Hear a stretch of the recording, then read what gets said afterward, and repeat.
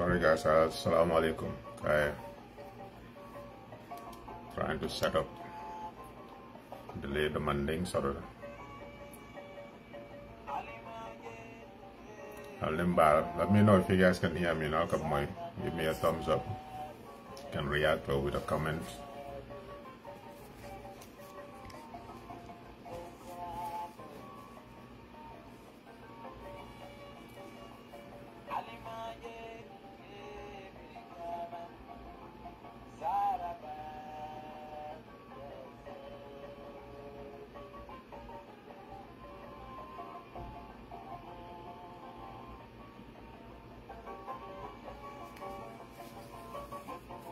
Can you guys hear me okay? Testing the audio.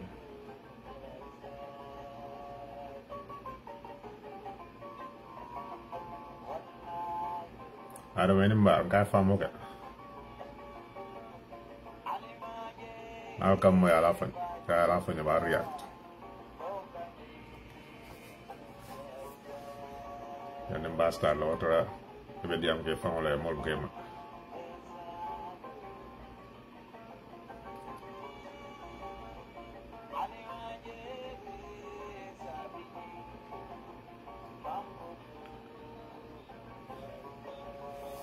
Okay, so alaikum salam. I'll take that to main go more than my car. All life I'm okay, guy I'm okay. Baraka back. Musa Fana Baraka number. Alright, so the more be condona, Kakata farm and dumati. School sia de bankile. La idol kake bukati mandeno. Okay. You make your plans and then put all your double up on so as a Kenya onya. What in can I farm a bundle for now manjoya. Anyway, Facebook Live men not later, men not now, they can join the conversation and I can even share it so it will be available for later viewing. So nga dun kacha kono bitu janembe cool start la the main issue lota men kacha la wala this tribalism is being wielded. But generally we have an elephant in the room and it needs to be addressed. Janem mol baflo ko before be jumble bulal kudol kono fon la suo kono mantra tambari do diam la wala. So nte bukan nablo kacha sifal kono.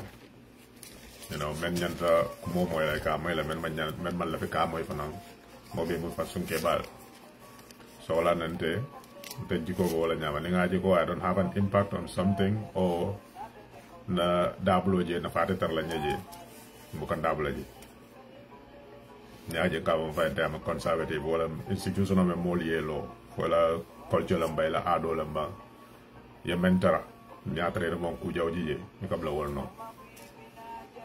So when it comes to the party as well, UDP, silol level ari kelo kuol ganyame. Nenta manda korwa silol la, nataroje fana, mol sina wanyinenka.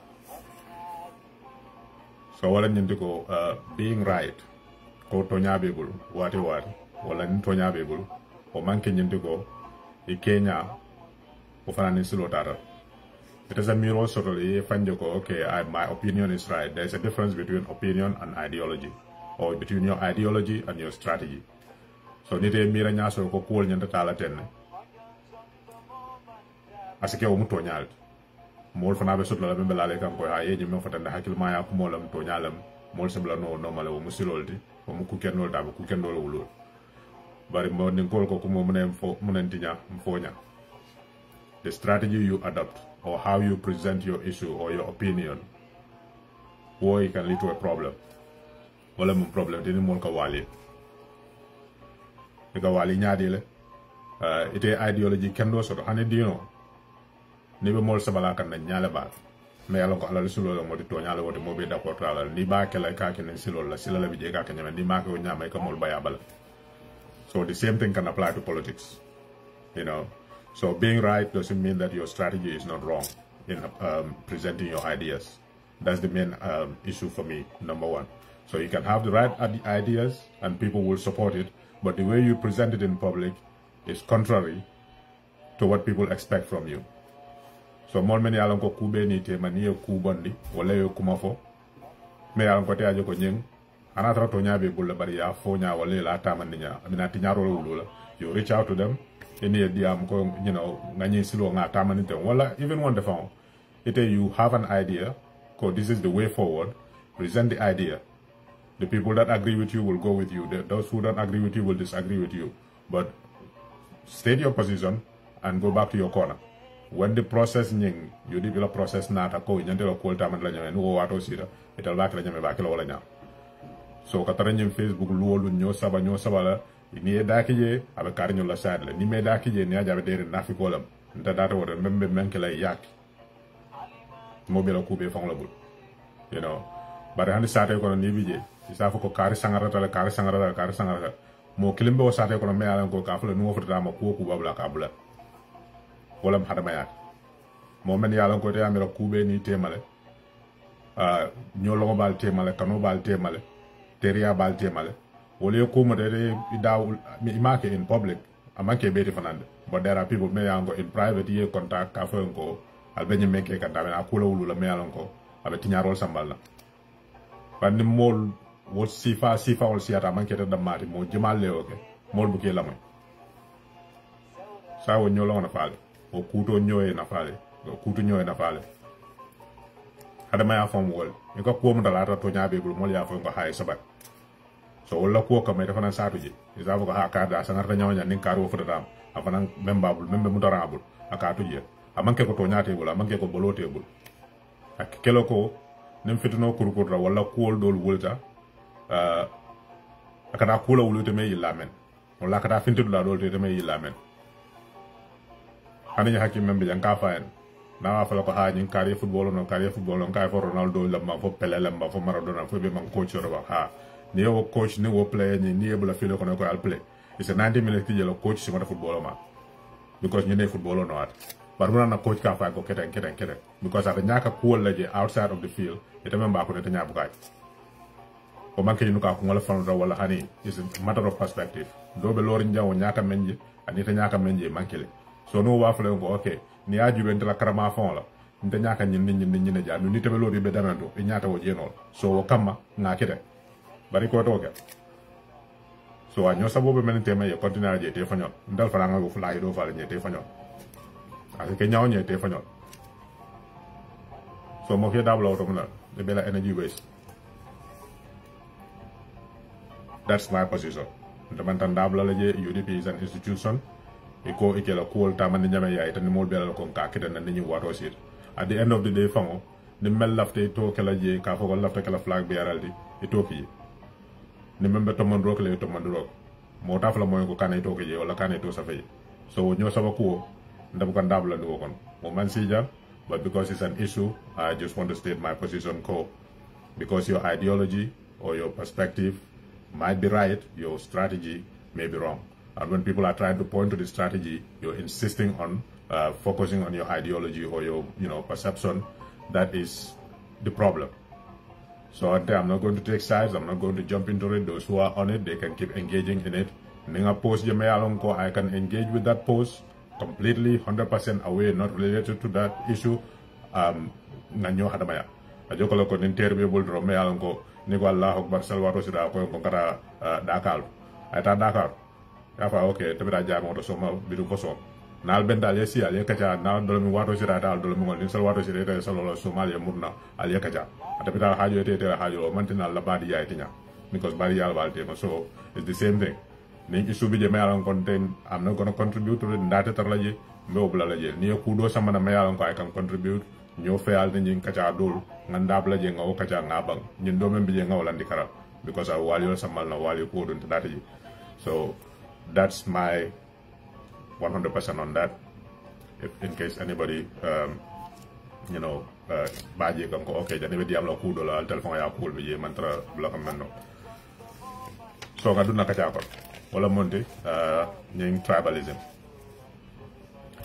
Not concerned especially wala the younger generation the nol men yalon ko be dumala nga start no wol mo me yalon ko siyo be sanye tan sabani lulu way dumala mo safa ko tamang ku jama kala mota sa fa vraiment ku kalamata ka fa nyadi jawara administration imam fen kalamata yi ya jame jamano e wulura wala kono o fon ita ku jama fono la moyenji so mo se si ya ko hakil maya ye fanyene ka ita ye mel long ye ta karandi men juma le karanda nga misalota jali jelle den kilo la ya jamme ka jey dalla adoto na nundo ko woli ke sinni ma nyaadile den kilo lam ka tariko le satanye wala jalol le ka tara marare ngala wala ka fonye ko nyine kata ko nga kala fañol la ko wol kala mo wala nyama su jotañol la story long wala nyam safar la man siano television man soro num internet man soro num savo man ye ko record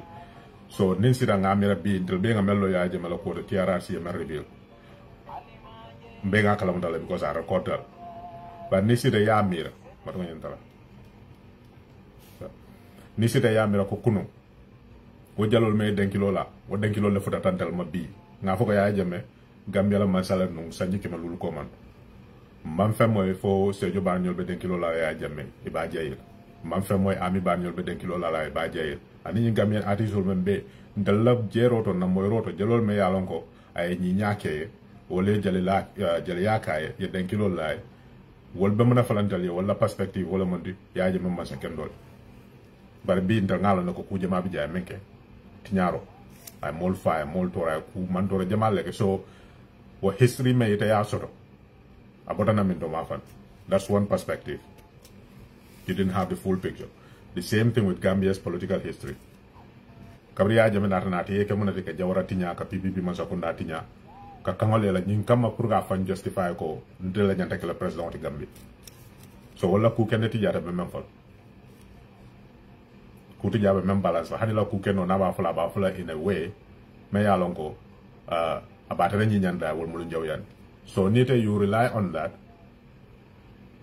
ya adama barona na ya jame mol saba fankanda ni wol sita wol fana the same narrative be wol promote kam ifana be la ñina ko ñinam toñaat tribalism tara na tan ñine a wulu Gambia ñine a sabatindi Gambia ñine ba wajabe ni kan Gambia and non me yalon koy be da ke gam political bi ni ajube 80% wala 75% or more Gambia din men be political kono bi men ka diama ko wala abe mo funding kel men yalon ko lu ya jame jamano le wala la ya jame jamano be start la wato men ata be dindi ya so lu muna fono la moy Gambia kunun ko so dal nyanta men kala wala ke hakil maya ka itani lako tribalism is just a political tool 100% it's a tool for dominance ibu ka ke fengo fenna kamma fokola bar me aku be wulu wala music ni music well safo the recent episode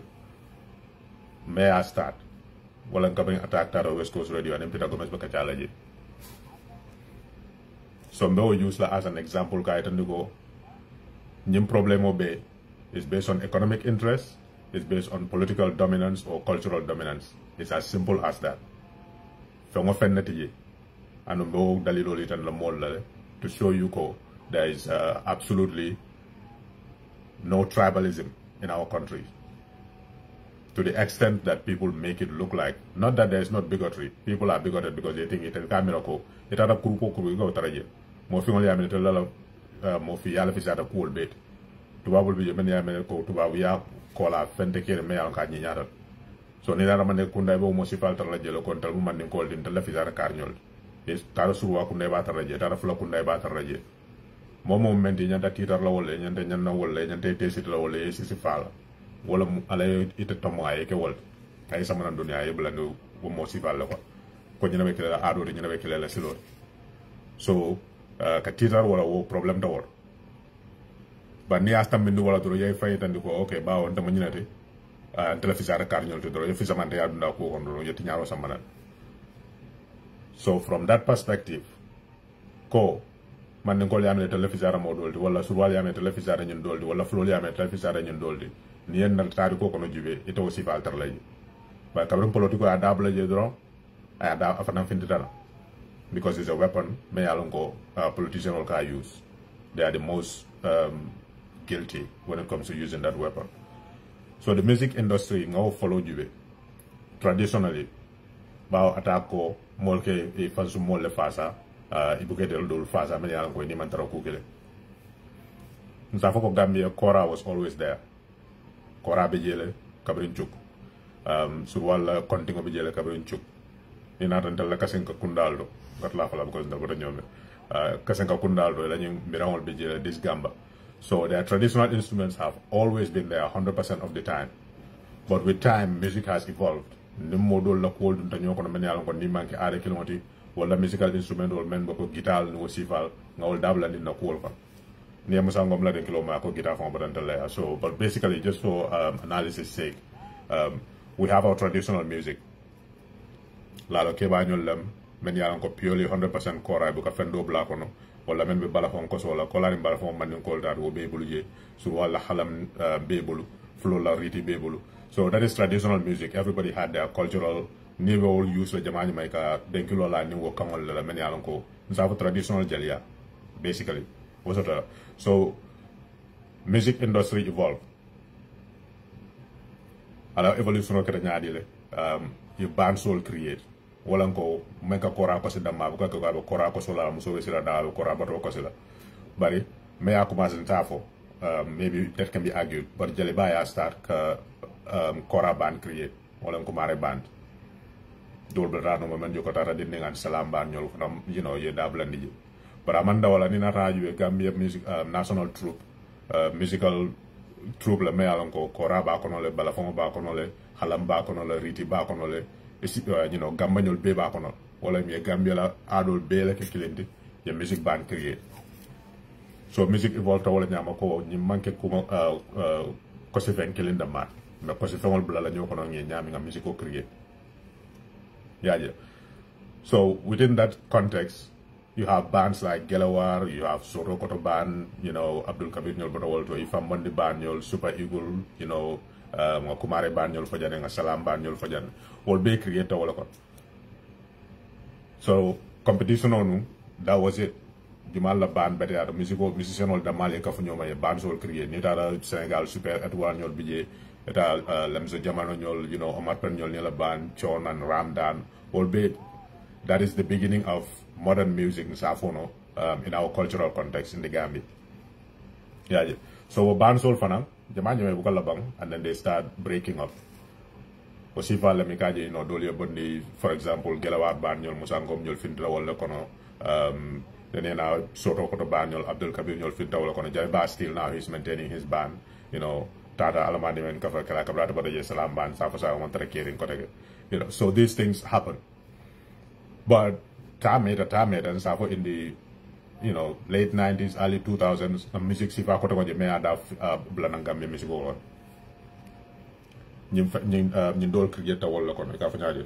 Sorry, I broke my finger, so I broke my finger. Well, now I sit down but I'm good. So 90s onwards, nying rap cool ye da blandi wala kono. Ne ala kilo baka artist o yela follow fugitive band ñol Born Africans ñol Penchami Galaxy wol bebe ke kere nanu yaja. So wol it started the evolution of music. Wol katara ni rap style musical like because of maybe American influence in the culture or because Gambia ka reggae mel la moy, you know, reggae culture fana influenced the Born Africans ñol and stuff like that. Rebellion ñol fana finta wol la kono single artists or groups of artists. Wol fanaka, you know, Osifa le create. But ne ajubela den kilo bega ta lari mafan kilo rap style, I don't know, pop, I don't even know what kind of genre you're gonna call it. But those were the things that were happening. So you have so many different people from all different ethnic groups, but jamaji meka den kilo lari English. Men somebody who stood out and became more recognized, for example, Jalex Nyol Sifa Okundu.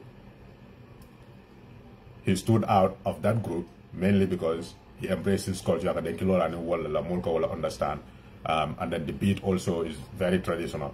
So those kinds of people, they stood out. Nina the Galaxy crew, Musango Moding or Jusfongama, I think he ended up almost being, being solo. So people followed him as well. So those things, they evolved and then they changed. They set a standard or they were the first standard bearers. For you know, like going back. So in Savo, those were the pace setters. Then we'll call out and dol nara fintina. You know, badi bunkanyol, ST nyol, ikafanyali oboy nyol, karanying attack nyol. They were all in that second generation of rap music. So if you look at it, they all rap. But say for example, somebody like Jizzle doesn't rap. His kind of music, he might be one of these young Gambian musicians, but he has a different trajectory in his music than say for example ST. It's pure rap. Let's just say rap. It's exactly the same thing Attack Fanakameng. It's rap. So obviously those two people are appealing to the same crowd of young people that rap appeals to. So the competition would naturally be there. Why is Jizzle not a part of it? Let's just use that as an example. Why is Bro K and Kombonka? Bro K kam denkilola maninga kaonla, Kombonka kala maninga kaonla, ST kala maninga kaonla, Oboy kala maninga kaonla, but the final music style is different from ST because it's not purely rap. So you beka keni maninga kaonla. So why are those people not complaining to maningo maningo the mal support and when they are struggling compared to ST? But ngani more sabolo for Jizzle Attack ST mainly because Jizzle is also popular, but Niata you in Nigeria no learning Afro popular, I think that's what they call it. I don't think look at you know, like this kind of like lover boy thing. You know, I don't have a problem with it. I'm just saying that's the example of his music. Yeah. So ST, I think he purely raps. Just get the lyrics and spew them out with the beat in the background. I think he does it in Mandinka. Attack does it in Wolof. So near Jube, all these bands that I listed from the 70s, from the 70s coming down, they all have their fan base. The fans only promote, the fans only support, radio will be playing everywhere you go. There was no feud there. So now, because you have the same general targeting the same audience as the other person, the only difference is his lyrics are in a different language than yours. Why is that a problem? Coming time when I start catching in you knew this was going to be the problem. Because it doesn't matter. Even in rap sometimes the lyrics they use are very contextual. Even though they speak English. So after start la world to go, attack audience women target, wala support la, wala promote la. Nabita International told him it will be based purely on how he is received by his audience or his fans. So now he sees ST as a threat or a competition that he needs to tackle. So how do you tackle him? Maybe, there's a difference in the language that we use. That is why he gets more promotion or more recognition because he sings in a language that I don't sing in. Using that as an example, purely 100%. This is an economic-driven agenda. It's the reason why we have tribalism in our country. It's a pure and simple. I want to use that as a segue into why I think that is the issue. Because Niajube, nga start damando to go. Previously, Gambia janin jawara binanam wo monetun tuba maralo bekere. Janin tuba bol kanana mona bekere no colonial like traditional institutions. Ibafala, Kayol, Bawol, Sin, Salum, Fladu, Nyomi, Uropina, Jimara, wala bekereno. Mol yela se full soro later like after say but mansolam, Nyomi Mansa Jara, Mansa Kia, Mansa, Jolofi Mansa, and all that. All the way back to the Manding Empire, people ruled based on traditional institutions.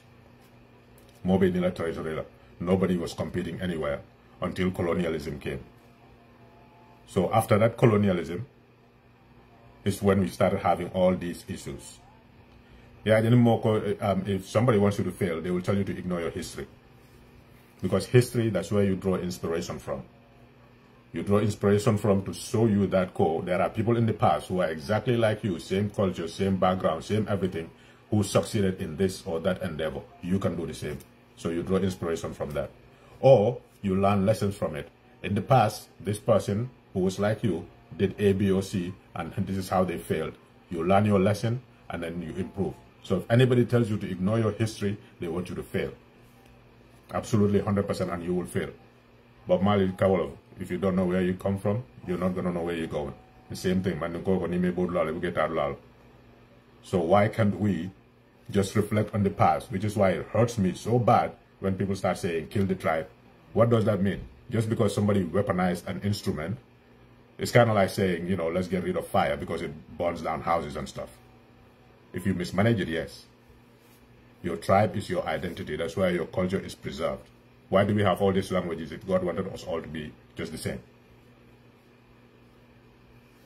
But we adopted a system that tells us, oh, Gambia is a completely whole bunch of different people than Senegal. When we speak the same language, dress the same way, eat the same food, worship the same way, everything that we do is exactly the same. But we are told, you people are Gambian, these people are Senegalese, you are different. It's the same thing. Ni nata manega kunda kuol bijele ka ke nyame. Suru akunda fanan kelo kuol ke nyame. Fula kunda ke nyame. Wo nana manke problem. Even the famous 𝒂𝒄𝒄𝒏 maniko kafo, like before the Bill of Rights, Africans had democracy. Near Jalol Moiba when the 𝒂𝒄𝒄𝒏 was taking place, and they named some fuller names. Sangare, Jakete, Jallo, they were present there. Niko Manding Empire doesn't mean completely 100% everybody in that empire was Mandinka. Niko Kayori doesn't mean everybody in there was Sere. It was a mix of people, and then you have one group that was dominant and leading. It's the same thing when you go to Senegal, but everybody speaks Wolof because that's the common language. Nidara is the same thing. Even people in Senegal in the north, when they are talking about Casamance, they start talking about, you know, the Kankurang or, you know, the Jola tradition. That's because that is what is prevalent in that area. There's no difference. So we have these issues that are always present in our country. And for economic reasons and the desire to rule over people, to have dominance over them, they started to weaponize it.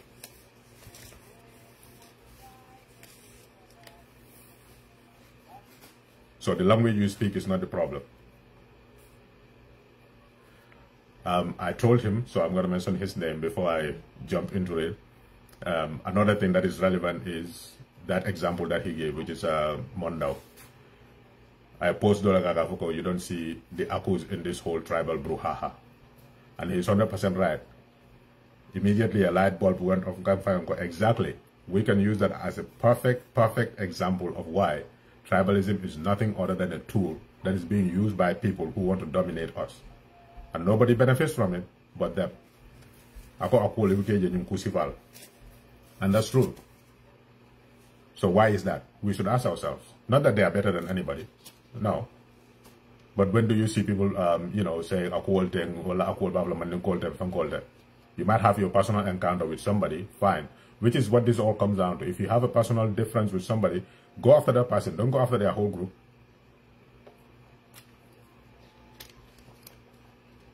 So it's the same thing. That's not to say that the Aku people are perfect or that, you know, they don't have any issues. But no, in the wider space or, you know, talking generally about this whole issue of tribalism, you don't see them mixed in it. Why is that? This is where young people need to learn to understand because your history is relevant. It is important. You need to embrace your identity, who you are. It doesn't make you better than anybody.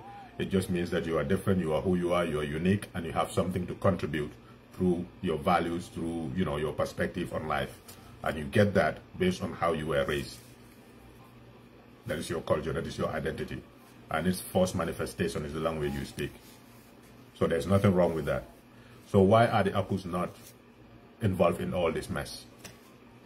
Nina Rajube Akus, we usually find them in Gambia or later Sierra Leone. You know, Gambia and Sierra Leone. Nigeria is kind of similar in a way, and Liberia, but generally Gambia. And the origin is basically after the slave trade, the emancipated Africans. So you can trace their initial appearance on the scene in West Africa generally to that. So why are they not involved in this? So on our side, the people used to have their own kingdoms where they lived and, you know, did the things that they did based on their tradition and their values while commingling with everybody. That's another thing in Africa. When we dominate politically, we usually don't impose our values on people. If that is the case, everybody would have been, you know, one lineage by now. Nitara Mali B, most of them will speak Bambara, even though you have Mandinka, Jula, you have Fullers, you have all kinds of ethnic groups. They usually will speak Bambara. In other Senegal, they mostly will speak Wolof. In other Sierra Leone, they all will speak Creole or Aku, because that's the dominant language. So why are they not involved in the Gambia? This is where the issue lies, and how politics use tribe and weaponize it. You see, before the colonialists came, Gambians used to be farmers. They grow their own food. They didn't rely on anybody for anything. Whatever you ikamoilo nunko nuntomol manukuto niwonat nega manukuto ban la ya fay wala ya tu ya ke la soti ko bungol muat. They used to grow the food that they eat, basically. So they were in control of their whole entire existence. They didn't need too much. The Bullo Sira community comes together, they build a house for whoever needs that assistance. Then the mall bija sate no mo bija sate you know darlal bijele farabol bijele. So it was basically subsistence living. Those people lived happily. They grow whatever they needed. Colonialism came because of the need for materials, raw materials, whatever. They encourage people to start farming cash crops. Well, in school they teach you about cash crops, mostly groundnut in the Gambia. So people turn their farms that they use, you know, kanyol doku nundame, kintol doku dame, yayal mandiake, tiyokunkol. So they started growing these groundnuts and selling them. But if that is the policy across all of the colonies that the British were in, that means that competition is now starting. Senegal, the same thing. Groundnut is their main export when it comes to agricultural produce. That's why we compare ourselves. Senegal, you know, because we don't consume that much groundnut. When we make it, we have to sell it. So people's food production went down and they started growing cash crops. Initially, it was good. But when the competition mounted, the sales went down. So that means less income for you. And then on and on and on, time later, people realized, well, I'm not making enough out of this farming. I'm not already growing enough food. So that means my labor and my land is distributed between cash crops and food crops. So my food crop production has gone down maybe 60% or more. So I produce 60% less than what I used to produce. Now I'm producing 60% of cash crops, and when I sell it, I don't make enough to buy the surplus that I need for the food that I'm going to eat. So essentially, it's the same people. You don't have any new laborers coming in. So I can fali and some fali war. So I'm fali nano men to the nyanta balula men ebo ban lamindo. Not your doku ninga wafi. So you still have a deficit of what? 3. So la baluot is timano. Because the same land, because land is limited. The same land maker use kila manu dokuje, mikela nyo dokuje, nyoni manu doku lakil, but you know, just as an example. Now you don't have that because ya kuntula sai ika tiyo fanandoku purka waf. So sa la baluo koleat. And then you're stuck in this situation. May I go, okay,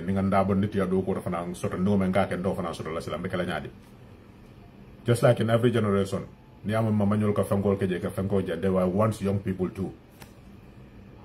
That's when they started looking for other opportunities. And what are those opportunities? The only industry available back then was people who were working along the coast. These dock workers, laborers, at the port. Men ko do ko ke sakoto lam is all groundnut related. Wala men kata santo to tiol samanang ina na ya blandi kulmol ko de na fata nambanjo. Wala bagasol men tuwa wol ke bonan tuwa biye samanam porodo mol men kata rada bere siara je ka o bagasol jindina. Ota mo da malam do ko. All these things are tied together. It's all about economics. When you are in the West, remember America, wala Europe, the first people they come after when there are bad economic situations is the immigrants. That is why they're taking our jobs. We don't have any jobs because of this immigration. We need to control immigration. And then that's the campaign. Immigration is why the economy is bad. So we need to go after it. You can only follow a scapegoat. So these people abandon their farms because they're not making enough as young people to take care of their families and said, I'm going in search of greener pastures. And that was to come to the coast. What was the coast? I'm trying to tie all this back to Mondau's post, which is 100% in agreement with, because you don't see Akkus in this whole mess of tribalism. And I want to make that point go, there's a reason for it. Not because they are better than anybody, but because how the thing was set up to show you politicians and people in power will do whatever they need to do just to get ahead of everybody else while they keep us at loggerheads fighting and killing each other, when traditionally we normally don't do that. And I'll give you an example, a perfect example of that as well. So it's purely a tool. So these people abandon their villages in the rural areas and their farms because they want better opportunities for themselves, and they all flocked to the colony. Because when the British came and finally declared the Gambia a territory for the British Crown, they divided it into the colony and the protectorate. The protectorate is where they get their produce from. The colony is basically their base. So within that base, all their activities are centered. Whatever they need from, the environment they get from, the rural areas, like, groundnuts and cotton and whatever they need. But when it comes to modern produce or whatever they want from Europe, that gets imported. So the ports become busy, dock workers were needed, and, people were needed for different manual labor endeavors within the colony area. Nico colony, it is Banjul or Bathos and Kombo St. Mary. Well, now we have the term Kombo St. Mary's division. Kombo St. Mary's is part of the colony. And to distinguish it, you have a Kombo Tua Banco and then Kombo Santo.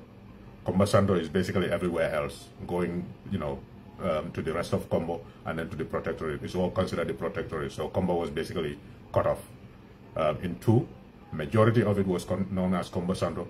But if you want to know Kombo Tua Banco, for example, 𝒂𝒄𝒄𝒏 or Lokon, Kajina, just along the coastline.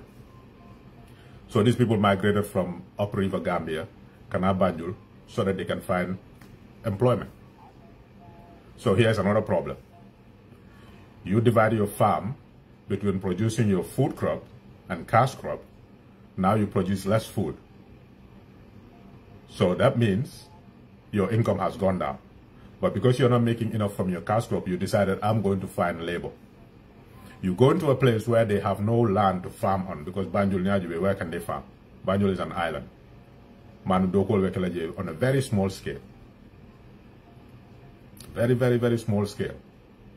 But now man can be, lele bije saltwater intrusion, so it's not ideal for farming 100%. So those people rely on the manual work that they can do at the ports or within the from the colonial administrators. That is also their source of income. So suddenly those people are seeing an influx of, let's consider them immigrants from the provinces coming into Banjul looking for jobs that they are already doing. So let that sink in for a minute. Either you leave your farm because you don't have enough, which is justified.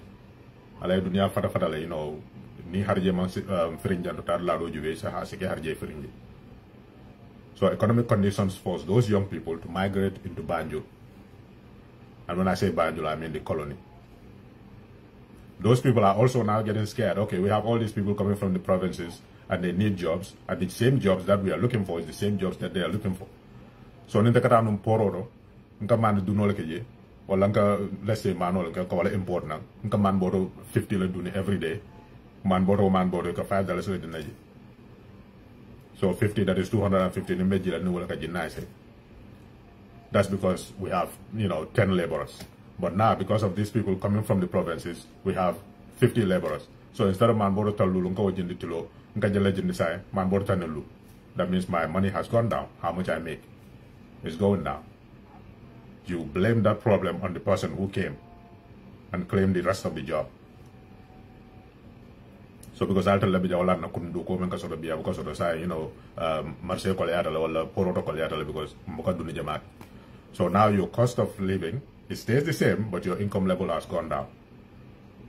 And you're going to find somebody to blame for that, which is these people who are coming to the colony.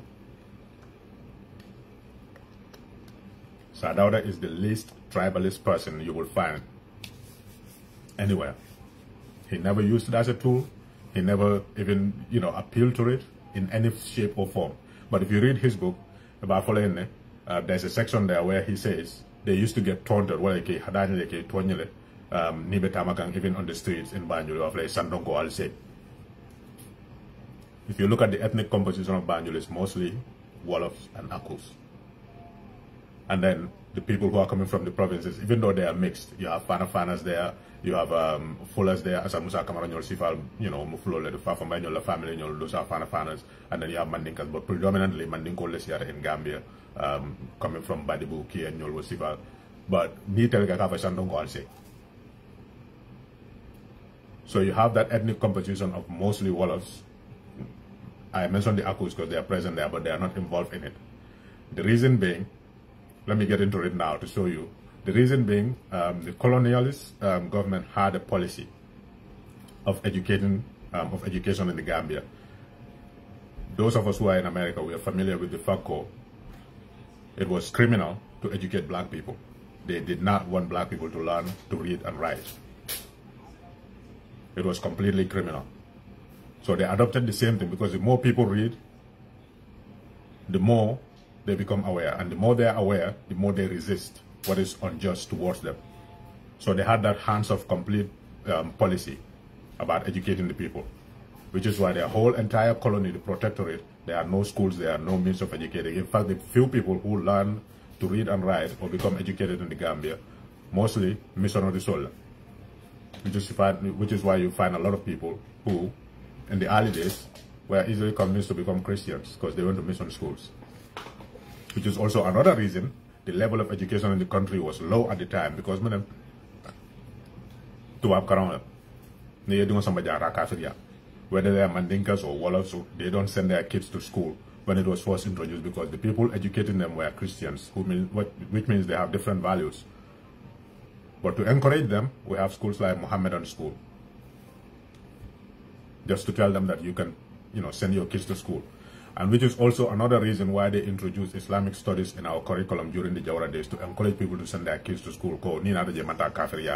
We can teach them. This is just a means to educating them. And also, while they are doing that, they can learn their religion.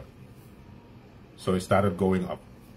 Which is why also the people advocating for equal rights and women's rights, one thing they need to understand is the Gambia is a traditional society.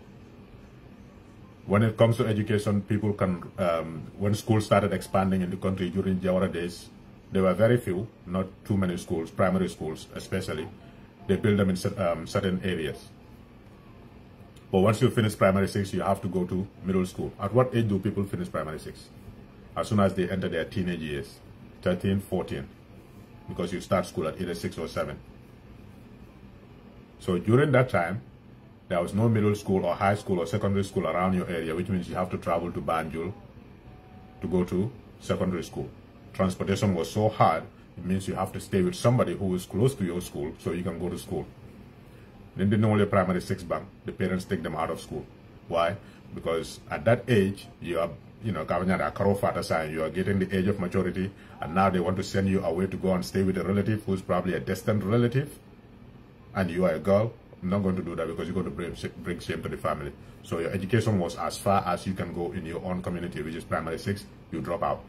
Because your dad is not going to send you, or your parents are not going to send you to a faraway land just so you can get education. So this contributed to the low rate of education for women.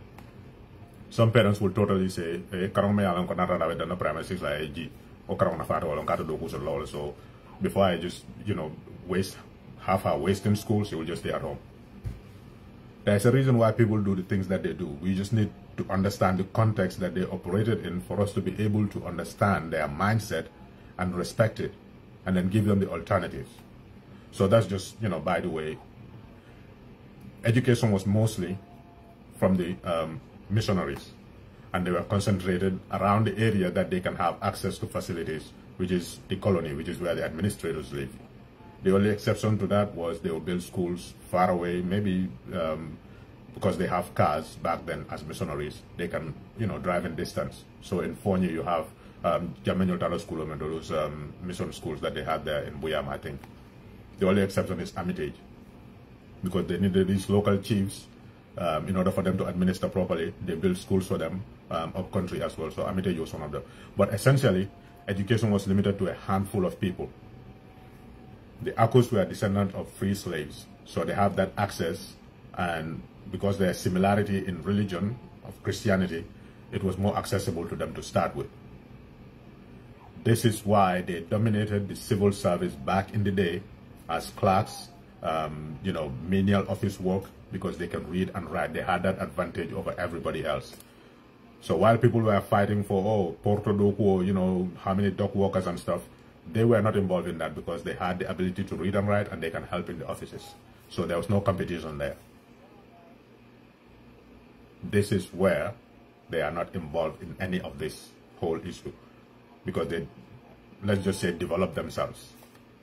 They have that access to be able to read and write. At the colonial administration, they couldn't bring everybody who could read and write from Europe, so they had to rely on the local population. And the first people that this was accessible to was the 𝒂𝒄𝒄𝒆. Not just the 𝒂𝒄𝒄𝒆, but mostly Christians, which is why the first earliest participant in Gambia's politics also, if you look at it, 𝒕𝒉𝒊𝒔, Wolof, but he is Christian. J.C. Faye, Syrian, let's say, but he was also Christian. These were the people who dominated. Edward Francis Small, maybe he was 𝒂𝒄𝒄. So these were the people who dominated the Gambia's landscape when it comes to, let's call them the elite or the educated people, because of that access that they have. So they will not get involved in this whole mess when people are fighting over these meager resources of, I'm no longer making enough money at the docks. So this animosity grew between the people who are coming from the provinces and the people who are based in the colony. And if you look at it from an ethnic composition instead of, origin, you will see mostly the people in the colony. Now that we took out the 𝒂𝒄𝒄𝒆 and the Christians who are not, 𝒂𝒄𝒄, now that we take them out because of their advantage, thanks to the education, it's left with what? The Wolofs and the people who are migrating, who are majority Mandinka. Which is why in Mandinka communities you will hear stuff like Banjul Suwa, because Suwa is not just in Banjul. You have the Fana-Fanas, as we call them traditionally now, in the rest of the country as well. We all live together, we mingle together, we do things together. But Niko Banjul Suwa, they are trying to make a distinction. Those were the people that they came to meet when, during their migration into the colony area so that they can find jobs. And those are the people they encountered. Those were the people that they had animosities with.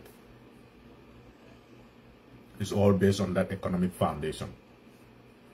Look, if we ridicule them, they will not feel comfortable, they will leave, so we'll get our jobs back.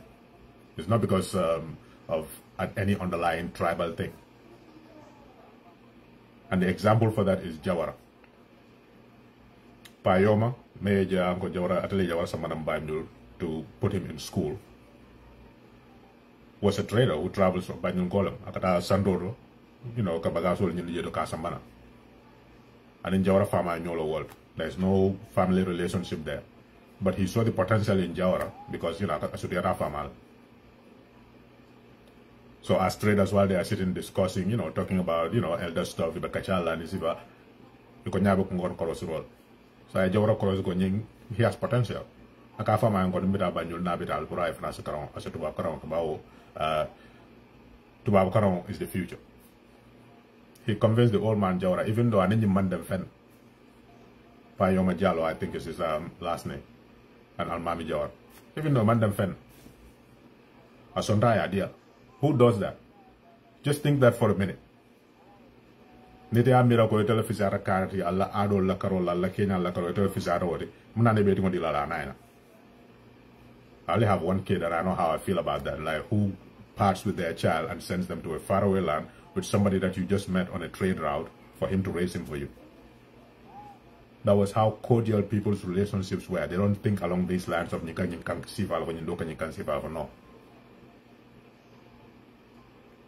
If Payoma felt like, okay, we need to dominate these people, he's not gonna propose to educating their children. If this guy also feels, tradition is better than, or values are better than these other people, I'm not going to give him my child to raise him for me. But that was not what happened. These two people understood each other. They valued each other. And what Payoma did, what did that lead to? We all know the Jawara's history is basically Gambia's history.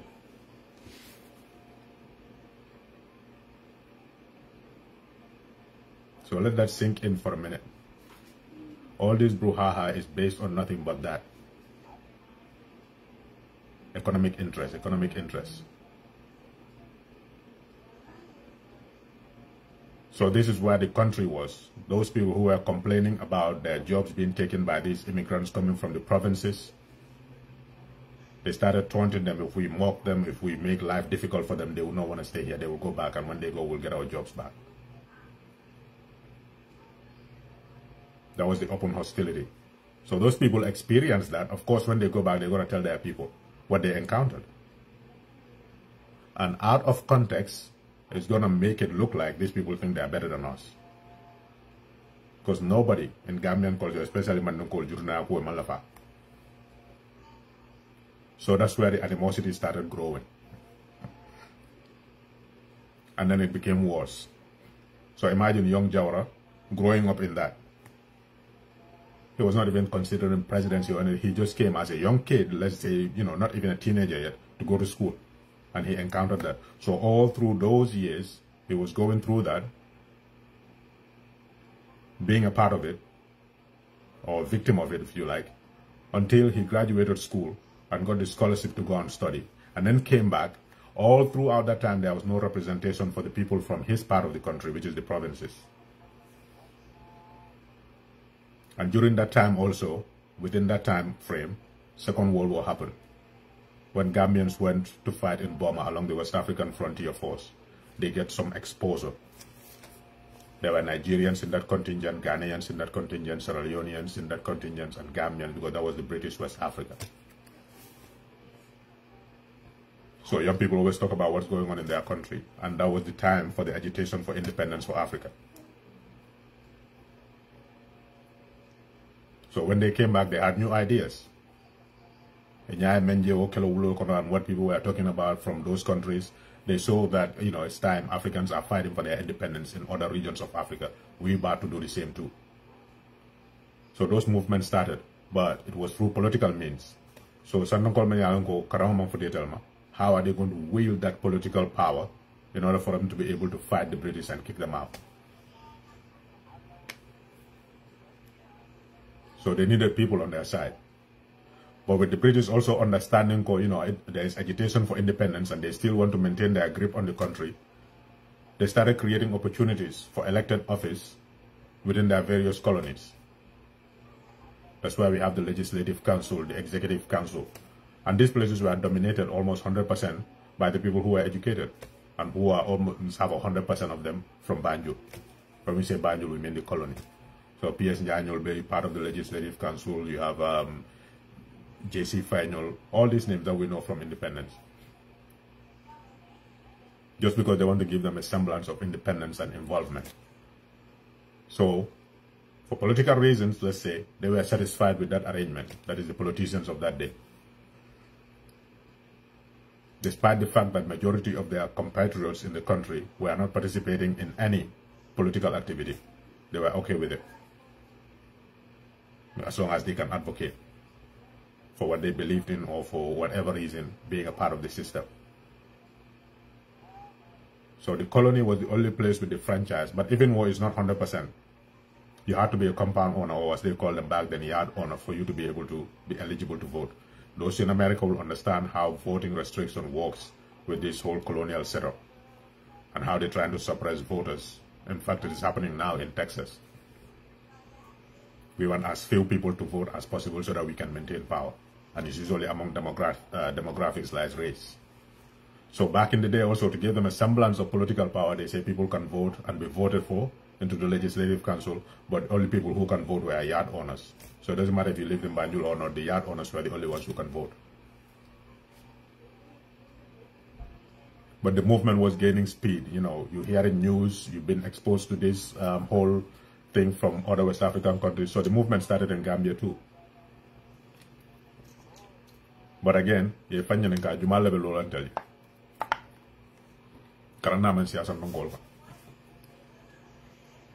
But another thing that happens when people migrate, well, and they form associations. We have them in the US. We have them in Jarankol Yakamami. I think it's Jarankol Lamia. They have an event in the UK. So when you come to a different environment, you create associations and support groups, social groups, where you all interact with each other. So civil France total no. Bafla le labra sul kafo, badebu kafo, kombo kafo, nyomi kafo, you know, sandu kafo, so many different kafos, like depending on where the people are from, they seek each other out, find each other, and then they, you know, join their efforts and their resources together to help each other out. For example, Nibiye Mo Banda, Ikalefia Murundala Molka, in the Mali and Ayakavno. So those associations were created, but there was so many of them depending on region where people came from. That shows you it's not because Kavalanko, we are going to be the same. No. It was based on regional interests. So out of those associations, they were trying to see Jumala Karandani Mol Konaja. That's when Jawara returned from the education trip that he went to in the UK. So many Alanko currency falke, they co-opt them into these associations.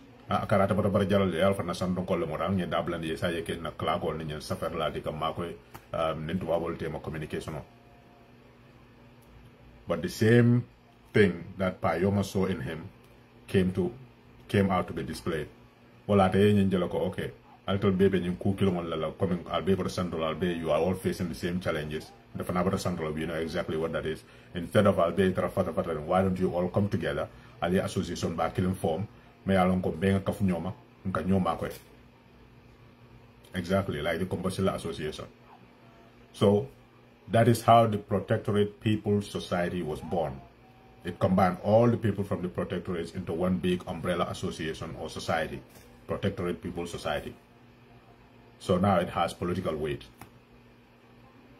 especially with the backing of young people from the provinces who are educated now and just returned from England with their heads full of these revolutionary ideas of independence from colonialism. So once that was accomplished, you almost somebody combined into one Protectorate People's Society, they see the potential called, look, our people are disenfranchised. If we're going to have any impact on anything that's going on here, the first thing we need to fight for is for the people to vote. So imagine all that time, the people who are in the Legislative Council were not advocating for provincial people to be included in the franchise or whatever. Mol melo. Now man can say for the many alango they were handpicked by the colonial government.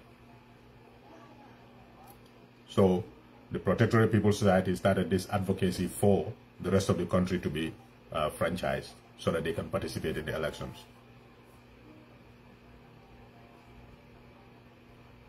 And that is how they won that battle. And now the whole entire country, whether it's protectorate or colony, they had the right to vote and choose people. So imagine who they're going to vote for. The same people that brought the franchise to them, the same people that advocated on their behalf, the same people that are from the same place as them. Because they saw them, they recognize them, they know them. Which means the old guard politicians are done. Because here's a new force. You are just the colony. Just imagine the Gambia, the entire country, the Gambia, against Banjul alone.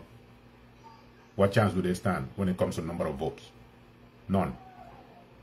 So they started getting angry because now they're taking our power away from us.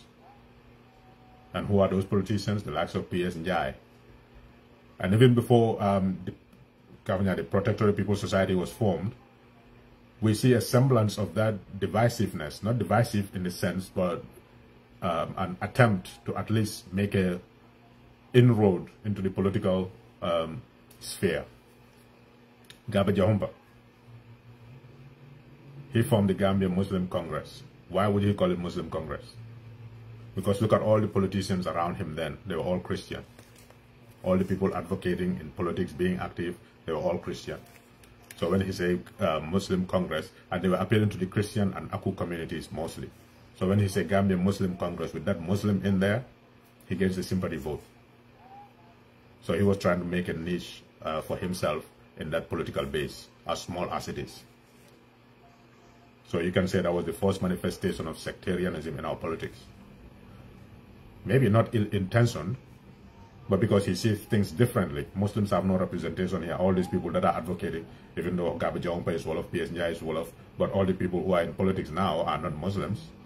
So, you know, we're just going to jump in and be the representative voice for the Muslims. Maybe there's no ill intention there. But it already carved out a niche to show people, go, if some of you are different, this is where you need to be. You see how these things play out. But now came the PPS, Protectorate People's Society, succeeded in getting the franchise to the rest of the country. That means all of you are now swept away because the power of the provinces is coming into the political playing field. And those people, they know no politician other than the PPS and the members of the PPS. So now there's a new enemy, the PPS, Protectorate People's Society. We need to go after them. And what is the easiest way to target them? These are provincial people, Mandinkas mostly. Tribalism was born in our politics. It's as simple as that. We need to go after these Mandinkas because they're trying to dominate now that they have political power. And maybe there was a bit of fear there too because they know the history of what happened to those people when they migrated to the colony. Imagine now if we win independence and they're the people who are going to be in power. Where do we start? We have no chance with them because they already see us a certain way because of what they experienced during their time here.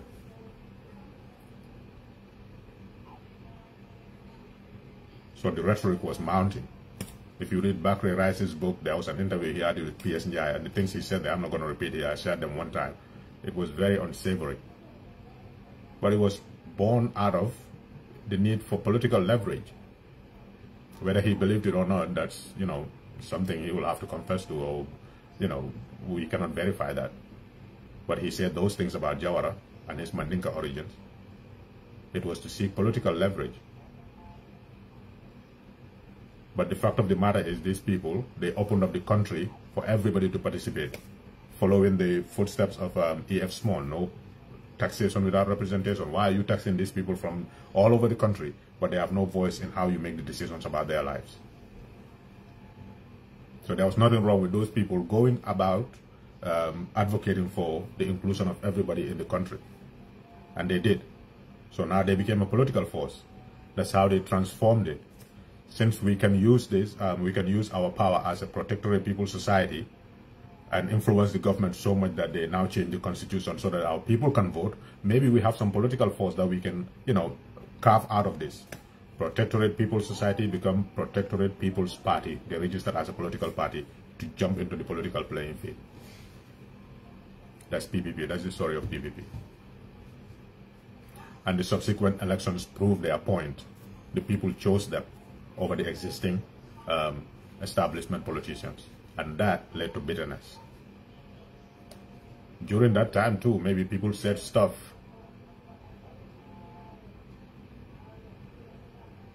that was unsavory because that's politics. People say stupid things sometimes. But now that, you know, the Protectorate people also see their potential, like, okay, we're going to win political power, the table started to turn. Exactly, the colonial policy of divide and rule, apartheid basically, is what led to this. If everybody was educated and the franchise was open to everybody, but that's not in their interest either. So it all comes down to power and influence. That's it. Nothing else. African societies are not built on that. We're built on values. But then we have this colonial system imposed on us that seeks nothing but material wealth and power. And they taught us how to get that. And then we embraced it. Well, at the top of the hour, I said, I've been here an hour. I said, like, if somebody tells you to ignore your history, they want to dominate you, they want you to fail. If you understand God, this is how they manipulated us and led us down this path, we can undo it.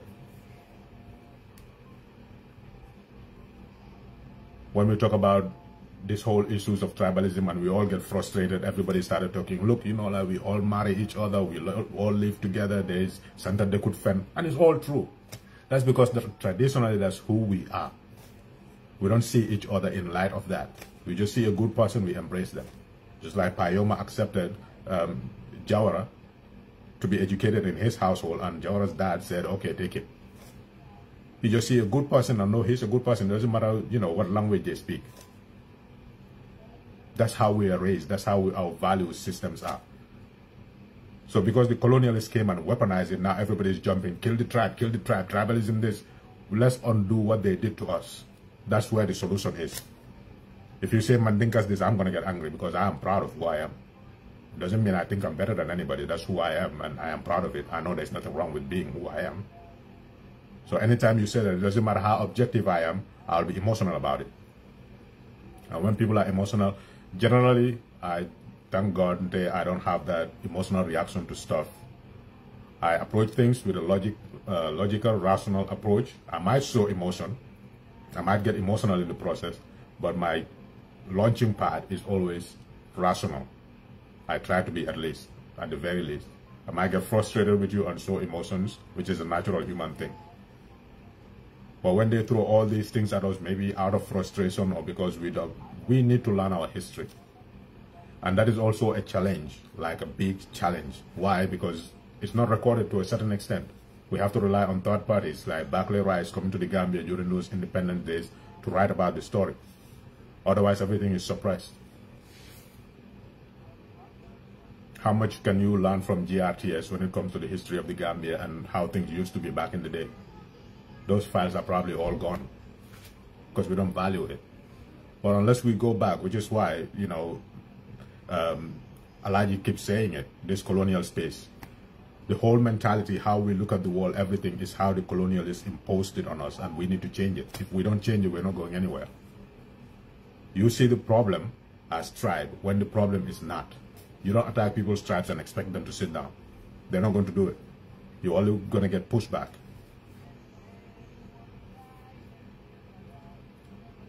So that colonial thing, going back to what Usman said, our problem started with that. So now here is a political force from the provinces advocating for their own inclusion in the political process. But when the doors were open for them, they had political office now, they look among themselves, who are we going to select to be the, you know, Secretary or Minister of Agriculture? Who are we going to select to be the Minister of Foreign Affairs? They started picking, and they realized the number of people educated from the provinces are actually small. So we have to rely on the people who are already educated within the system. They understand it a little bit more from the colony for them to help us, you know, build this Gambia that we want to take away from the British. We need those people. So they're going to turn to the same people, which is the people that were afraid, okay, if these provincial natives get the power, we are done for. So now here's an opportunity. In fact, they need us. They're going to rely on us. Okay, let's join them. So now that they're going to rely on you, you might go in there with a little bit of, this is all human psychology, with a little bit of, you know, okay, maybe once they have all the educated people they need, they will just get rid of me because they don't need me anymore. So before that happens, I'm going to fence myself in by bringing my own people also to help me out. So if I'm not there, at least have somebody in the system. Cronyism is born, nepotism is born, corruption is born. And then that led to anger also. PPP Bamboo from, you know, its earlier days. We campaigned on foot, on bicycles, going around the country. Now that we have independence, they're giving all the positions to the people from Banjul. And when they say Banjul, they see ethnic identity as well, because that's how the composition was. So they started getting angry at the PPP. How can we do all this work? We see the example.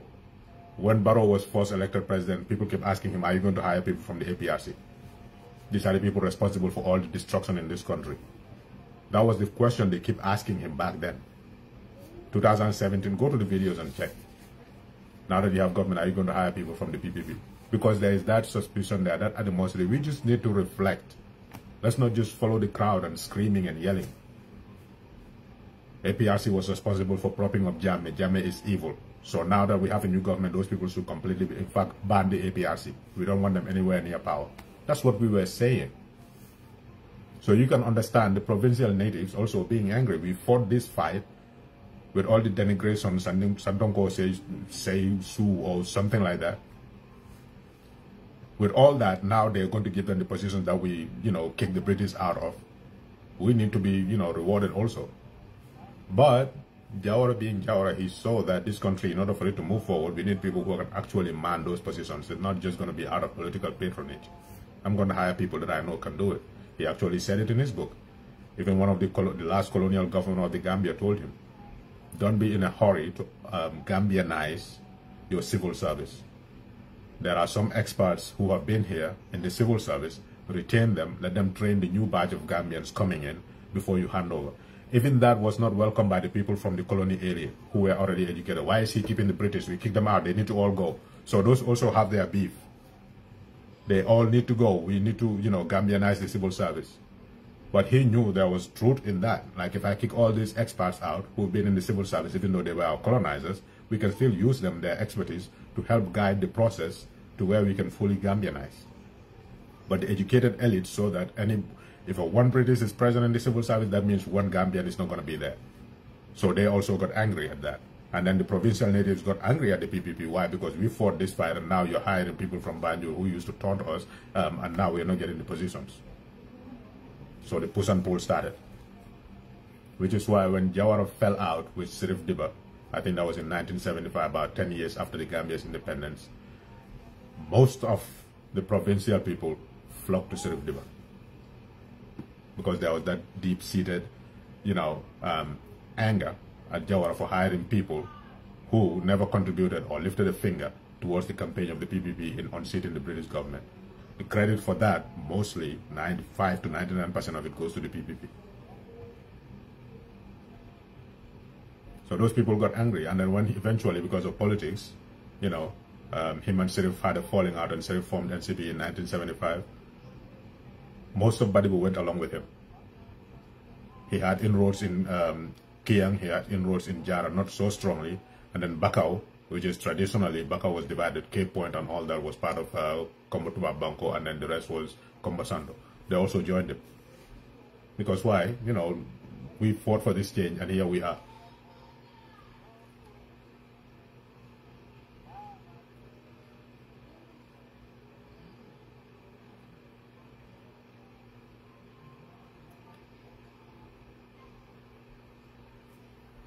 Trying to read that part there.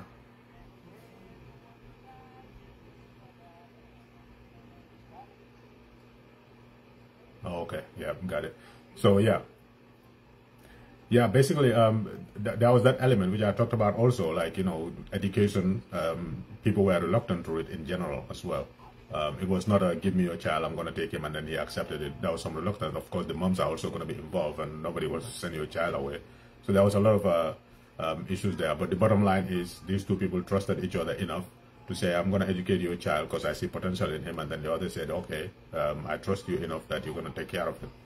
I'm sure if he was a girl, it was not Jawara was a girl, that was not going to happen. Unless she got married and taken off. So this was the issue. In order to move the Gambia forward, out of that sincere desire to see that the Gambia progresses, we've got to put people in positions who can actually man those positions and have them man those positions. And then retain some of the British officers to be able to train the incoming civil service. Until we are satisfied, then we can also let them go. But that led to animosities. So this is where the Gambia stood. That push and pull was there. And this is where the origin of it came. But Jawara, during his time, nobody is going to accuse him of fueling tribalism in that country. Nobody in their right mind. Unless they have a personal beef that they want to address. Nobody's going to accuse him of that. In fact, Yahya Jammeh, when he first came to power, what did he say? Mandinkas are their own worst enemies. Why? Because Jawara was here, they were the only people opposing him, nobody else was. So if he was promoting tribalism, he would have been the favorite of the Mandinkas, and nobody else. But everybody else embraced him. But deep-seatedly, people had some anger towards the fact that the things turned out the way they turned out, without seeing Jawara was trying to hire people who were qualified, at least on paper, to man those positions. They saw that he excluded us, even though we were the ones who did all the heavy lifting, being the Democrat that he is. So nobody in their right mind will complain or campaign or say that Jawara once campaigned on a political or tribal platform.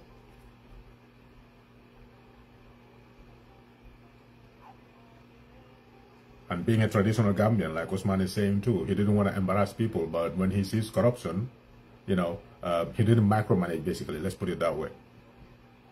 The thing that the soldiers accused him of was corruption, rampant corruption. But when they did the commissions, you'll find that directors, heads of departments, they amassed more wealth than Jawara ever did in his 30+ years. In fact, he almost lost his house in the UK, being a former president. If he had been corrupt, how much money would he have had?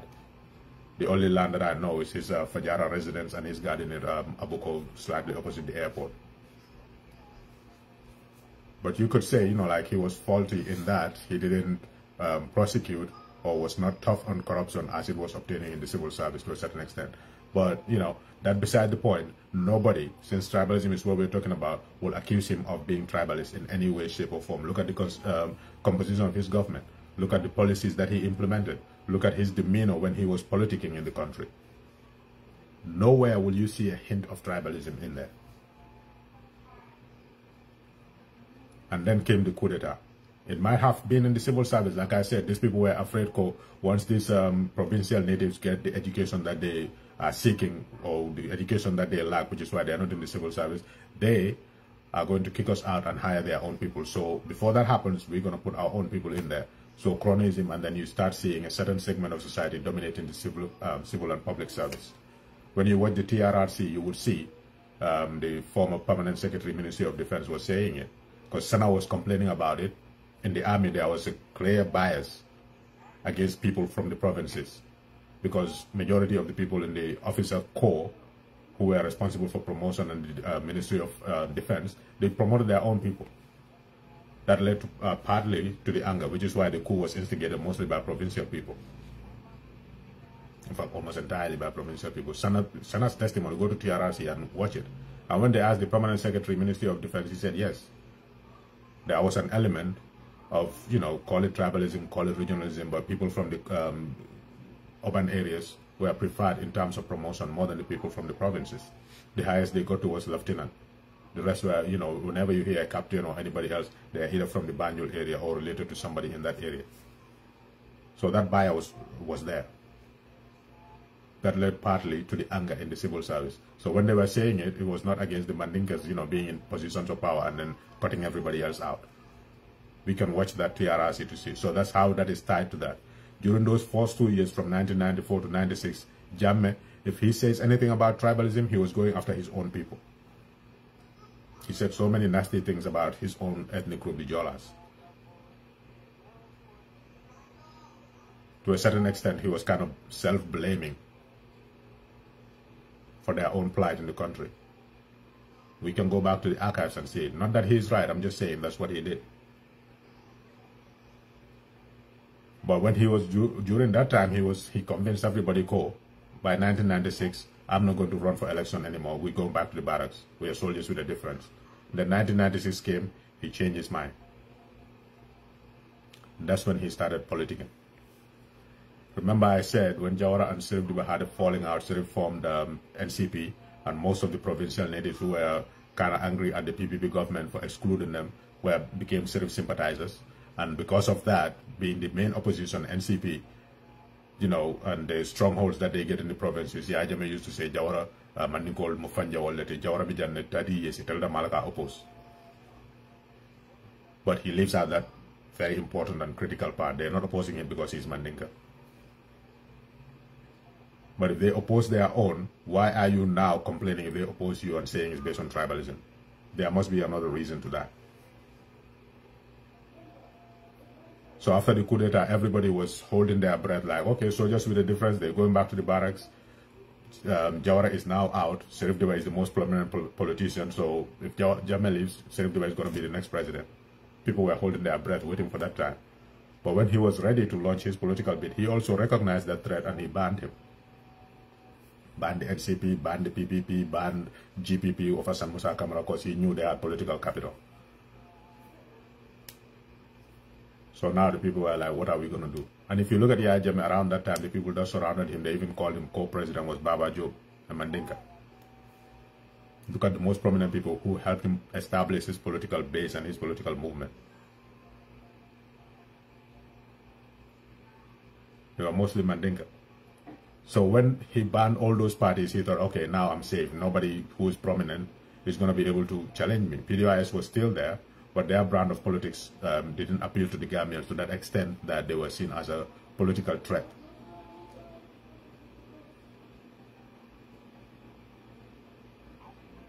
So that was 1996. But because these political bases were all there, everybody, holding their breath, waiting for the transition to end so that 𝒕𝒉𝒊𝒏 will be elected president, now realize that he's not going to be able to contest because the soldiers decreed that he cannot. So they got their thinking caps on and like, we need to do something. PPP is banned, GPP is banned, NCP is banned. These are traditional political parties. All their members and supporters were waiting for this transition to end so that they can jump back into the politics. What are we going to do with that base? Let's form a new party, all of us, select a candidate, and jump into the political race. That's how the UDP was born. The UDP was based off of the base of those political parties, PPP, GPP, NCP. After they had that meeting and they agreed, it's basically a sort of tactical alliance. Who are we going to select? Because during the Jawara government, we had a parliamentary system where ministers were also members of parliament. So when they banned the government and anybody who was once a minister in that government, it included a lot of the MPs as well. So they cannot select anybody from among those prominent politicians. That's where Lawyer Darboe's name was floated. He became famous in the 1981 coup when he represented 𝒕𝒉𝒊𝒏. That's how I even know about, that's how he was introduced to people like me. Like, oh, 𝒕𝒉𝒊𝒏 loyal, because 𝒕𝒉𝒊𝒏 loyal. That's how we know, like, we don't know who he was, but 𝒕𝒉𝒊𝒏 loyal, and everybody like, oh, okay. He made a name for himself back then in 1981. Even that 𝒂𝒄𝒄𝒄 coup d'etat was part of that frustration. What many people don't know, 𝒂𝒄𝒄𝒄 was a politician. He ran on the NCP ticket in Fonyi, and then he was defeated. So after that, shortly after that, it was when he launched the 1981 rebellion. He was angry at the system. Again, the neglect of the provinces and their exclusion, because they were frustrated at every turn, whether they were looking for jobs or whatever. So that same grievance was what led him to politics. He was a teacher before that, I think. And then when all that failed, he launched a rebellion. But because of his ties to NCP, 𝒕𝒉𝒊𝒏 was implicated in that coup. And Lawyer Darboe was his lawyer back then, defending him, not just him. So that's how he was recommended. Like, he's a lawyer, even here, most people who go to Congress or the senators or elected office for politicians, they usually study law. And when he was approached, the history. He tells you how it all went down and who he consulted among his people, and they said, you can accept it. He accepted to become the leader of the UDP. Immediately, those bases were all revived, re-energized, and like, yes, we have somebody that we can rally behind. I remember when I was the first rally in SL that they did, I went to it, and while Jawara was speaking, he said, I was in prison when I heard that they banned the PPP, the NCP, the GPP. I was down, like I didn't know which way forward the Gambia was going, because now I can't think of anybody who can challenge the soldiers now, which means they're going to be in power forever. So he said he was down and downcast. But then when he heard that Lawyer Darboe was being selected, that's when he celebrated, because he knew they have somebody who is competent. So now Jammeh saw that popularity and he was like, oh, this is not going to work. We have to do something about this. That 1996 election, that was tense. There was not enough time for him to create a brand or a strategy against the UDP back then. So it was purely 100% intimidation, using the soldiers and state resources during his campaign, beating people. You remember the incident in 1996 at the Denton Bridge? That was a point of testimony at the TRRC. That was the reason why. Because this was in August 1996. We had elections, I think it was in September of 1996. Yeah. So it was a very short period of time. In September, but yeah, UDP was formed in 1996 August. That definitely is the case. But I think the elections that year was in September 1996. So he didn't have enough time to create a political brand that was going to be effective against this new force, because he knew the people who backed the UDP and what their political capital was. So it was purely 100% intimidation. A lot of people, in fact, believe that that election was rigged or stolen Because when they cast the ballots, there was no counting on the spot. They will take the ballots, put them on military trucks, and transport them to the counting centers. And nobody from the opposition was allowed on those military trucks. So you tell me, was that fair? You cast your vote, you count. The first time we did that was 2016, counting on the spot, and he lost. So if we gather the evidence, you will know that Yahya Jammeh actually lost in 1996 because military governments were not popular back then. Sierra Leone was at civil war, Liberia was at civil war. In fact, Yahya Jammeh and some of the other soldiers participated in that through the economic force to Liberia.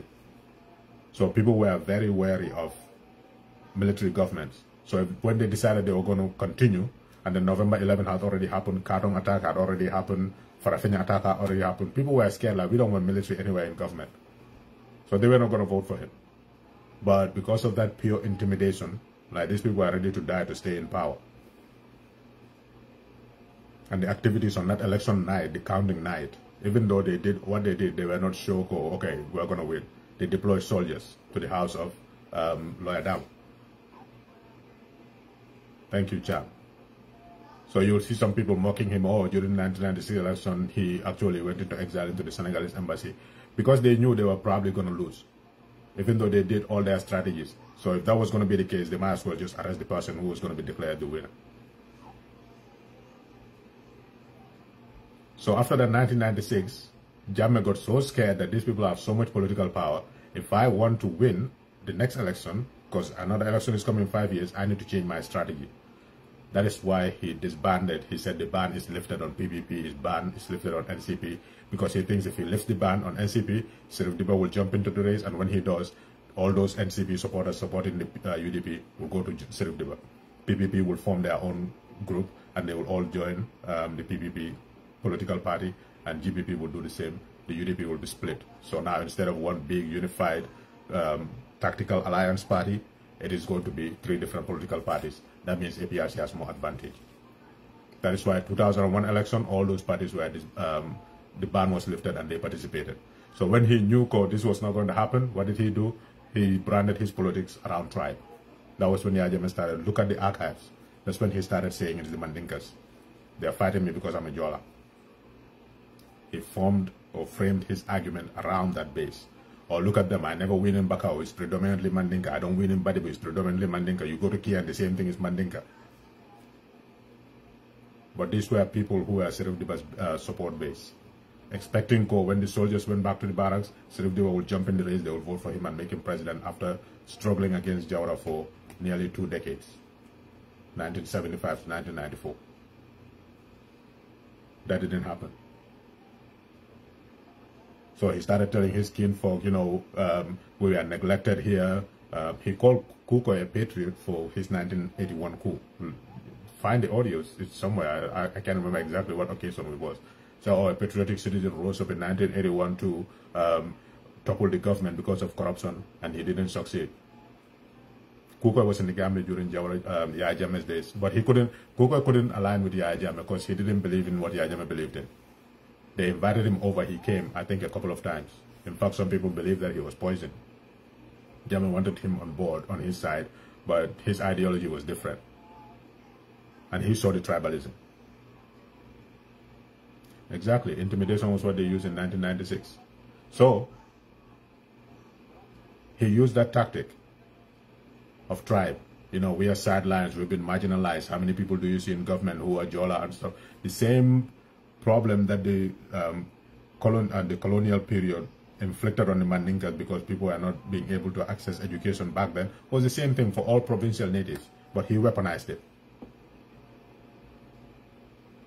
And now he turned people against each other. But traditionally, who do they marry? Jolas and Mandinkas usually, if you're going to say 2 tribes intermarry more than any other in that country, you will say it's the Mandinkas and the Jolas.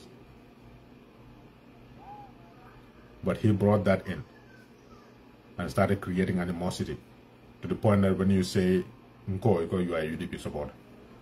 So he was, with the support of the state machinery and his support base and his intimidation tactics, he was successful in branding and labeling UDP as a tribal entity, out to get him or out to get anybody who is not Mandinka. And that kept getting worse and worse over time and worse over time and worse over time until 2016 when he was saying, I will bury you 6 feet deep. You are not even from here. There was no Mandinkas in the Gambia before, I don't know, 1870 something. I will deport you to Mali.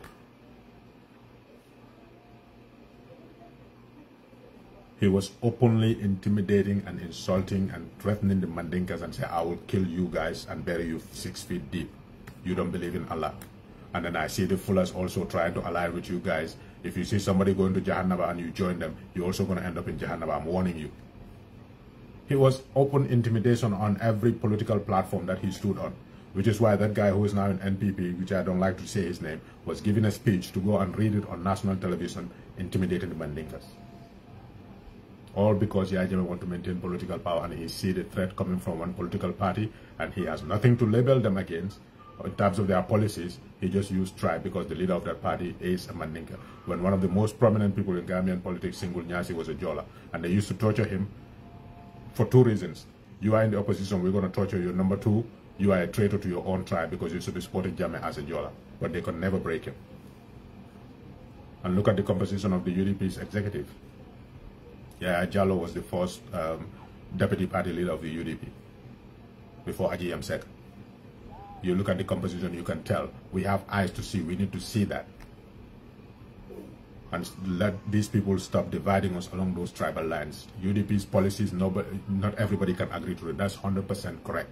Everybody agrees in that country because Halifa Saleh is a decent person, that he will be a good leader. But we disagree with him in terms of policy when it comes to how do you think you can move the Gambia forward. Exactly, Black Kasongo, I can use that. People disagree with his politics. And then they will turn around and say, oh, it's tribalism, why they don't support him. Before he became the leader of the PDR, Sri Jata was. Can Sri Jata even speak Wolof? But their support base is still the same. So we're seeing all this. But because some people, they have relatives. I saw Kanaji. I'll name you here. Najarongo. We argue all the time. I saw him say it's hard to fight corruption in Gambia because either your relative or somebody related to you or you know is involved in it. That's the thing. People who have a stake in it or their relatives are in good positions, which is why Gambians keep saying, oh, you are jealous when you start criticizing the government. Why? Because that is a means for them to make economic power. This is why tribalism is weaponized in that country. People use it to wield political power and also for economic power. In the Gambia or in Africa, political power equals economic power because that's how you mooch off the public and make the money that you need.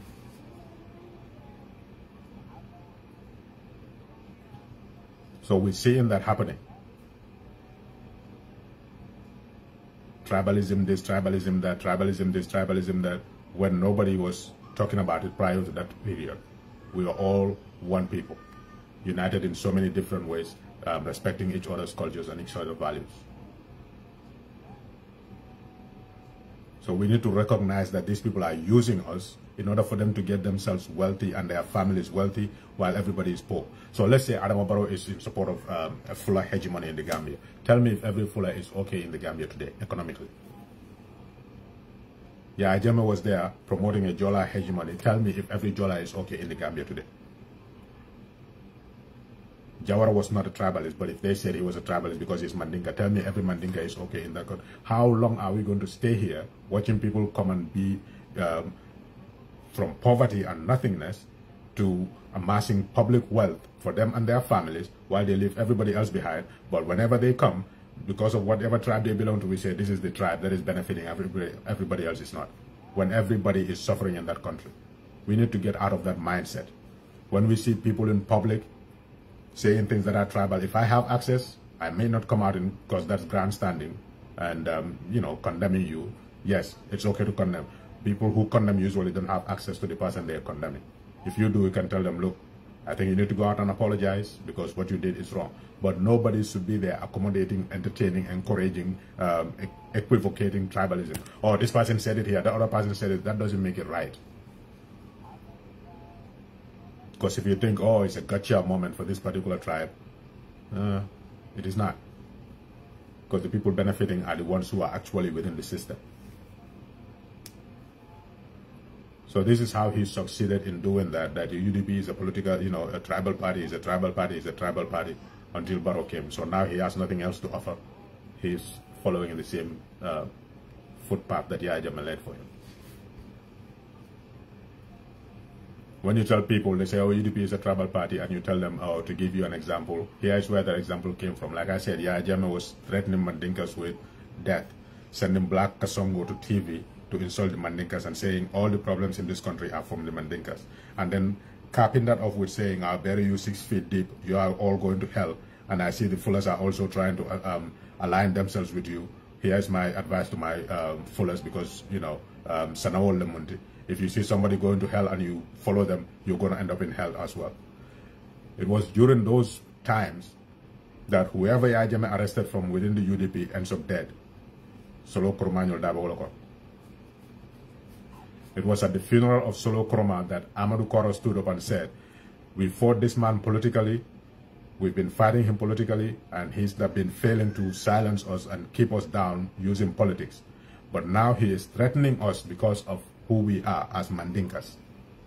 Na akela political nga ko sifa beke jan o mankanya sila ko na Mandinka ya na tawolo nom woto Mandinkolo kana fo mu UDP leti kana fo mu fendol ako Mandinko na tawolo nom wala nga wuli nga na Mandinka ya fasa. That's a reasonable reaction. That was the only time that was said. Find out when Solo Kroma died. So if you say UDP is a Mandinka entity, from 1996 up to 2016, they never used that phrase except that one occasion. And because of that, you say they're a tribal entity. You have another reason. I'm not saying support UDP. I'm not saying support APRC. I'm saying the narrative is skewed, it's wrong, it's all lies. It's based on nothing other than people trying to advance their own political gain.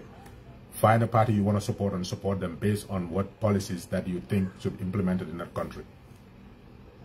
But when they say tribalism, they're only pointing to one. And that's the UDP and the Mandinkas.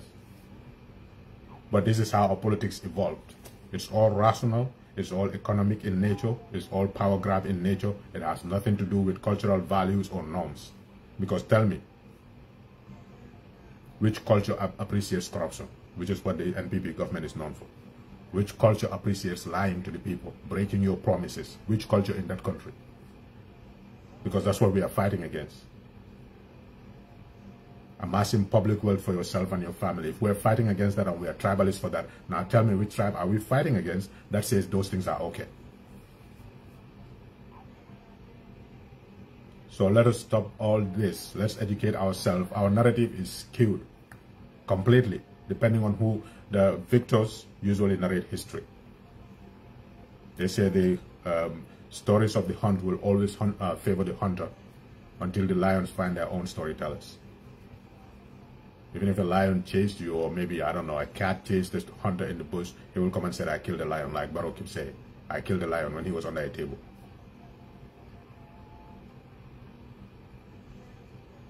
So when you ask them evidence of tribalism, that's the only one thing they will cite. And that was said at one specific occasion, for one specific reason, in a very specific context, that they completely ignore. But because it serves their political narrative for them to use that. They don't even know who said it or where it was said. They just hear the word Mandinkaya Fasa around and they go with it.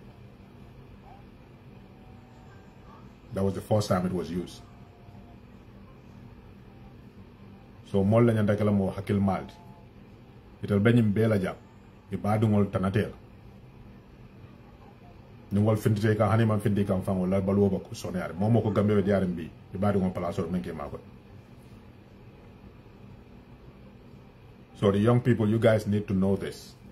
You need to understand that tribalism is a weapon wielded by people in power to stay in power.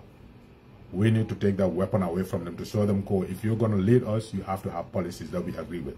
If you don't, whenever you open your mouth and say tribe, we're going to come after you. They've already started. You see that Sidinjai with his face looking like a rotten tomato. Laying the foundation for that narrative going into 2026. We all know exactly what they did in the previous election, including the local government elections. What were they saying about Talib? I'm using that as an example because you cannot name names now without them saying you belong to a certain camp. Who is inviting tribal groups into State House? When we started talking to them or calling them out for it, they say, oh, the Mandinka Association. There's no such thing as a Mandinka Association in Gambia. Zero.